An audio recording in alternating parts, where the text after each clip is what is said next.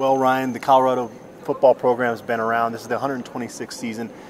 Never in that history have the Buffaloes lost 15 straight conference games. They're in danger of that happening if they can't win at Oregon State this Saturday. It's going to be the fourth straight night game, the first time in the program's history that's happened where they've had four straight night games. This long conference losing streak seems to be hanging over this program, similar to what we saw with that long road losing streak late under Dan Hawkins, early under John Embry. They've got to find a way to win one of these games. Yeah, at this point they've now lost 28 out of their last 29 Pac-12 games. When you look at it that way, it's pretty eye-opening as to how much this team has struggled. And man, if they don't get one this week, it's hard to see the rest of the schedule, how they're going to break that. So quickly, 15 games could become 20 games, and so on. So there has to be a very serious air of desperation in this game, and you know, I think you'll see it, but they have to get it. They have to get this one. Yeah, we should explain we're at the Coors Event Center because it's Basketball Media Day. We always shoot our preview video on Wednesdays, but there's 6 games left on the schedule for the Colorado football program.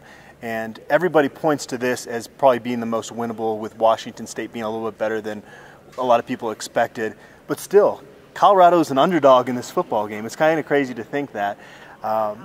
Do you think they should be an underdog in this football game? We've seen Oregon State really struggle this season as well. Man, on paper, it does not seem like they should be an underdog. You look at the talent levels on these two teams, the way they've performed in their Pac-12 games. This is an Oregon State team that lost by upwards of 40 points to Arizona, whereas Colorado loses by 7 to them. So on paper, to me, no. It seems kind of crazy to me that the Buffaloes are an underdog. But, man, it seems like Vegas has kind of caught wind of the way the Buffaloes play on the road. And it's almost impossible for them to put Colorado as a favorite going on the road, knowing the things that kind of happen to them and the way that their style of play and just kind of the way that Colorado has played on the road in the Pac-12. Like you said, on paper, Colorado shouldn't be the underdog. You look at it, the 25 major statistical categories, Oregon State only ranks in the top 40 nationally in net punting. They're below that in every other category. Colorado, nothing to brag about here, but they do rank in the top 40 in 7 different categories, 9 in the top 50 nationally. So they should be a better team, but the one thing Colorado's really struggled with here in recent weeks is stopping dual threat quarterbacks. And that's, if you look at this Oregon State team with Seth Collins, their true freshman quarterback, that's the one thing they seem to do pretty well. Yeah, and we've kind of asked the question a few different ways this week of whether, you know, the fact that they struggled against it last week can help them. And I think obviously they're going to take the optimistic point of view and say, yeah, now we have it on film. McIntyre said we know that they're going to try and throw some of the exact same things that Arizona had success on us. But really, as long as I can remember, Colorado has always struggled with the dual threat quarterbacks, whether it's, you know, the run first players like Seth Collins or just the guys who can break the pocket on third down and, you know, make a little run to convert a 3rd and 7, which I think is just so backbreaking for a defense. So as long as, like I said, as long as I can remember, the Buffs have not had too much success against the running quarterback, and I think that's a bit of a scary proposition coming into this week. Obviously, a lot of pressure on Jim Leavitt to get this defense ready for that dual threat attack. I'm going to put my spotlight this week on Kenneth Olobode, who returns to action at one of those inside linebacker positions. You know, I wasn't necessarily as high on Kenneth Olobode as some people, but then when he gets hurt and you see true freshmen jump into that role, you kind of appreciate what Kenneth Olobode does a little bit more. I think he's going to be crucial. Who do you want to spotlight this week? Yeah, I'm going to go to the other side of the ball and choose a guy that you chose last week in Phillip Lindsay. I think he's slowly kind of come into this role as this team's lead back, whether by design or just by the fact that there's been some injuries. But they really would like to get it going with him, and they've made a strong effort to do it last week, and really weren't ever able to quite break through. He didn't quite break the century mark, I don't believe, but this week they have a big opportunity to go out there and have success. And when Colorado has won games big this season against the inferior opponents, it's been because they've been able to run the ball. And like we said, Colorado should be more talented than this Oregon State team on paper. So I think they're really, really, really going to try and run the ball. And I think Phillip Lindsay can kind of get going. And that, to me, is the key to them winning this game, is being able to get that ground game going.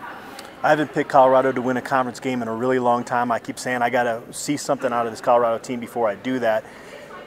I'm going to actually pick the Buffaloes to win this week, and it actually has less to do with the Buffaloes and a lot more to do with the fact that I don't think Oregon State's very good. I know the game's in Corvallis, but this is year one under Gary Anderson. This is a program that really recruited to a pro-style type of offense until Gary Anderson got there and wanted to run the spread. So very early stages. I think long-term Gary Anderson's going to be a good coach there at Oregon State. They're building new facilities just like the Buffaloes are. They're never going to beat out Oregon for some of those top-level recruits, but I feel like that program is in solid footing going forward. This year, though, year 3 for Mike MacIntyre, this Colorado team needs to find a way to win this football game, and I'm going to say they're going to win 31 to, we'll say 27 for Oregon State. Yeah, I don't know, Adam. You were optimistic last week. I know, and I've been optimistic before, and like I always go with my gut. I went with my gut last week. It was wrong, but my gut feeling just tells me this one just gets away from the Buffaloes. It's just one of those games where everything seems to go wrong for them. They make those mental errors that just cost them so much, and despite the fact that I think they're a better football team, they go on the road and sometimes they crumble, and they make mistakes that are unfathomable. And I just have a bad feeling with how much pressure they're under. I think Mike MacIntyre is under a lot of pressure. And conversely, Oregon State's very desperate for a win too. And Gary Anderson's not under pressure, and he can kind of go out there and coach freely while still being desperate to win. And I think it just kind of all builds up to a game where I could just see it kind of the wheels kind of coming off for the Buffaloes. So again, just going with a gut feeling there, but I think the Buffaloes lose this one 34-24. And if the wheels do fall off in this game, do the wheels fall off for the season? Yeah, yes. I think if the wheels fall off in this game, I think that's kind of a sign that the wheels have already fallen off this season. And so, like we said, the Buffaloes absolutely have to find a conference victory here, but I just have an odd feeling that they're going to fall apart. So they're playing the Beavers. Are you going to keep your head out of the gutter when you write your headline after the game? I'll try. I will try, Adam. Without you there to control me, no one really knows what could happen. All right. Well, everybody get your naps in. It's going to be a late kickoff. Check into BSN Denver and BuffStampede.com for post-game content.